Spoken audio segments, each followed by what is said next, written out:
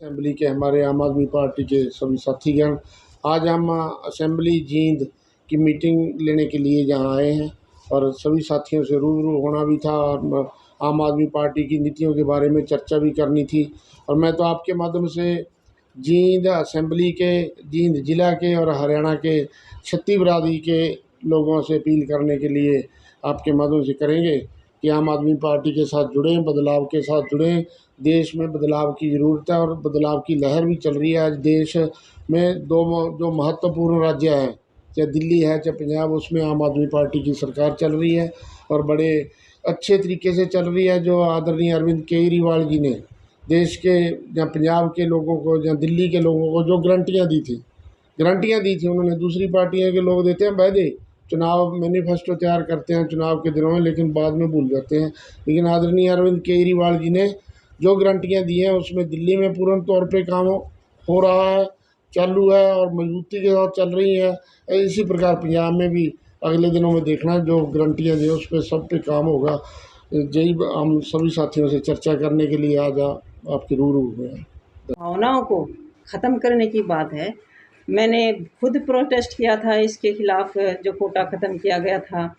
इससे क्या होगा कि आप हमारे आज हरियाणा में हर एक घर में खिलाड़ी आपको देखने को मिल जाएगा। और स्पेशली बात करूँ मैं महिलाओं की, जब से अवसर मिलने शुरू हुए तब से महिलाओं ने बाहर निकलना शुरू किया और ओलंपिक में आप देख लीजिए मेडल लाना शुरू किया। आप जैसे मैं हूँ WWE में, जो आदमी का गेम माना जाता था, मुझे हौसला मिला, मुझे साथ मिला, तब मैं वहाँ जाने की हिम्मत कर पाई।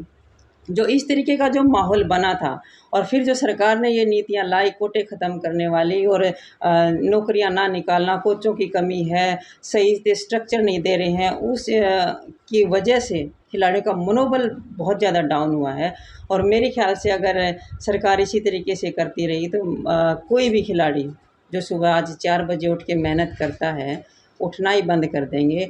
और जो नारा देते हैं कि स्वस्थ भारत का, एक खिलाड़ी, एक खेल जगत ही ऐसा है जो भारत को स्वस्थ बनाता है।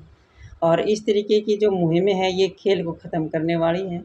और मैं चाहती हूँ कि हमें अगर कोई ज़िम्मेदारी मिलती है तो हमारा यही होगा कि हम इस भारत को पूरी उन्नत बना के चलें और अपनी महिलाओं को सुरक्षित बना के चलें और खेल की भावनाओं को घर घर पहुँचाएँ और घर घर से एक ओलंपियन निकलना चाहिए। जींद विधानसभा में गांव स्तर पे संगठन तैयार करने के लिए इकट्ठे हुए हैं। जैसा कि आपको पता है कि पूरे पश्चिम जोन में कार्यकारिणी भंग है, इसकी प्रक्रिया शुरू हो चुकी है। ग्राम स्तर पर नीचे से लेके ऊपर तक की अब कार्यकारिणी तैयार की जाएगी। गांव-गांव जाके टीमें अपने कार्यकर्ताओं को वहां पे कार्यकर्ता तैयार करेंगी, ग्राम समितियां तैयार करेंगी। वहां पे आम आदमी पार्टी के जितने भी सपोर्टर हैं उनको जोड़ा जाएगा। ग्राम स्तर से ब्लॉक पे और ब्लॉक से विधानसभा स्तर पे कमेटियाँ बनेंगी। तो सर, जो कमेटी बनाई गई है आम आदमी पार्टी का संगठन मजबूत करने का काम करेंगी। आम आदमी पार्टी के अंदर अरविंद केजरीवाल की जो नीतियां हैं, स्कूल, हॉस्पिटल, बिजली, पानी, इन नीतियों को गांव-गांव तक पहुंचाया जाएगा, जन-जन तक पहुंचाया जाएगा। और जो दिल्ली का मॉडल है, पंजाब के अंदर जिस तरीके से हम काम कर रहे हैं, उसी मॉडल को, उसी काम को देखते हुए आम आदमी पार्टी फिर आने वाले चुनाव लड़ेगी। देखिए, मेरे ख्याल से मोदी साहब ये समझ बैठे हैं कि लोगों की जेब काटना यही सत्ता का काम है। सत्ता का काम है लोगों के लिए सेवा करना, लोगों के चेहरे पे खुशी लेके आना, लोगों को सहूलियतें देना। सत्ता में आने के बाद आप किसी भी पूंजीपति के एजेंट नहीं बन सकते, आपको जनता के काम करने पड़ेंगे। और अरविंद केजरीवाल जी जनता के काम कर रहे हैं। उन्होंने बताया है कि मेरी ज़रूरतें क्या है और जनता की ज़रूरतें क्या है।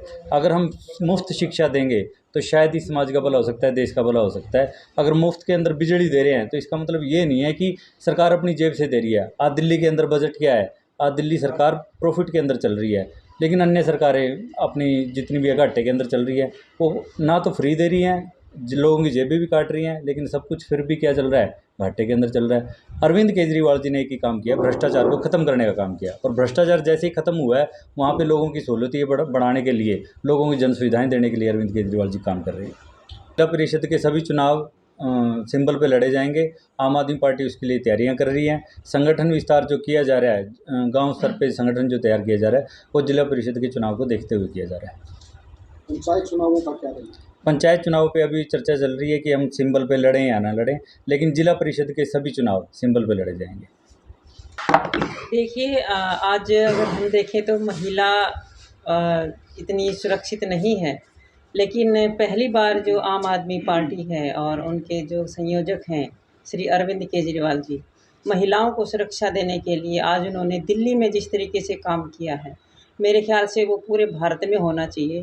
तभी कोई माँ बाप अपनी बेटी को बाहर निकालेगा पढ़ने लिखने के लिए, तभी निश्चिंत होकर आप अपने बच्चों को बाहर भेज सकते हैं। हरियाणा में आप क्या स्थिति मानते हैं फिलहाल महिलाओं की? हरियाणा में ज़रूरत है सुधार की, और हमारी सबकी यही मुहिम है कि हम चाहते हैं कि हमारे देश की हर लड़की सुरक्षित हो, और सुरक्षित किस तरीके से हो उस पे भी काम किया गया है, और आने वाले समय में और भी अच्छे अच्छे प्रयास किए जाएंगे ताकि हमारी महिलाओं को सुरक्षा दी जाए। सरकार को आप क्या सजेशन देना चाहेंगे? तो शिक्षित होना बहुत ज़्यादा ज़रूरी है। जब लड़कियों के लिए अच्छी शिक्षा, मेन समस्या क्या आती है कि माँ बाप जो हैं बच्चियों को अपने बाहर भेजने से घबराते हैं, क्योंकि बाहर का माहौल कहीं ना कहीं लड़कियों के लिए थोड़ा सही अनुकूल नहीं है।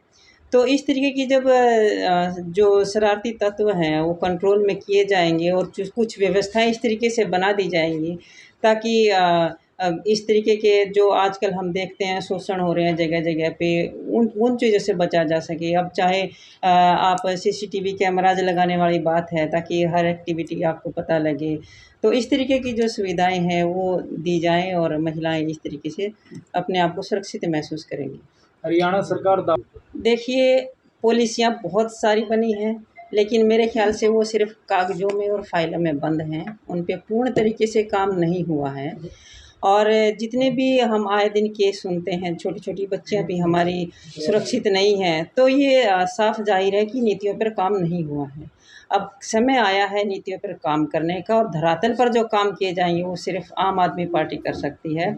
और हम इसी लोगों को जागरूक करने के लिए हम सब आम आदमी की भूमिका निभा रहे हैं, लोगों के बीच में जाके ये आश्वासन दिला रहे हैं, और हमारे जो श्री अरविंद केजरीवाल की जो नीतियां हैं उनको जन जन तक पहुंचाने का काम कर रहे हैं कि अगर हम ऐसा करेंगे तो ही हम अपने भारत को भी बचा सकते हैं, अपने युवाओं को भी बचा सकते हैं।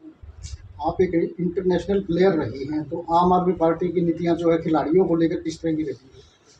श्री अरविंद केजरीवाल जी खेलों को बहुत पसंद करते हैं, और वो चाहते हैं हमारा देश का हर एक बच्चा, हर एक बच्ची खेले, और इसके लिए उन्होंने दिल्ली में भी स्पोर्ट्स यूनिवर्सिटी तैयार की है, उस पर काम भी किया गया है। और वो चाहते हैं कि हरियाणा में भी बल्कि पूरे देश में खिलाड़ियों को अच्छे से अच्छे वो साधन दिलाए जाए, जो कि हम अगर इंटरनेशनल लेवल की बात करते हैं तो वहाँ की जो तकनीकी है और वहाँ का जो स्ट्रक्चर है वो बहुत डिफरेंट है। और हमारे यहाँ पर हम देखें तो हमारे स्टेडियमों की जो हालत है, थोड़ी सी बारिश हो जाए तो ग्राउंड में पानी भर जाता है, बच्चों के लिए कोच उपलब्ध नहीं है। तो ये बहुत तरीके की परेशानियां हैं, हर तरीके से भ्रष्टाचार में हमारा खेल जगत भी इसमें बचा नहीं है।